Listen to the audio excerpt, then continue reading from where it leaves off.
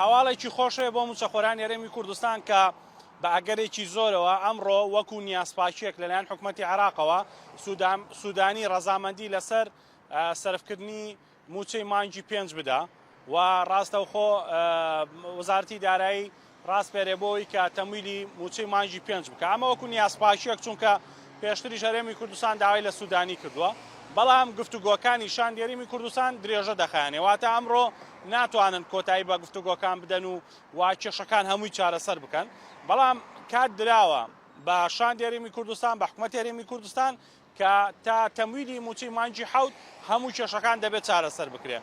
واتە ئێستا ئەمڕۆ بە ئەگەرێکی زۆرەوە تەمویلی موچەی مانگی 5 ڕەزامەندی لەسەر دەدرێت و ئەوەی ماوەتەوە قۆناغی تەمویلکردنەکەی کە ڕەنگە سبەی یاخود دوو سبەی تەمویلەکە دەست پێ بکە. موچەی مانگی 6 و 7 دەمێنێتەوە کە تا تەمویلی موچەی مانگی 7 دەبێت شاندەکە هەموو کێشەکانیان چارەسەر بکەن.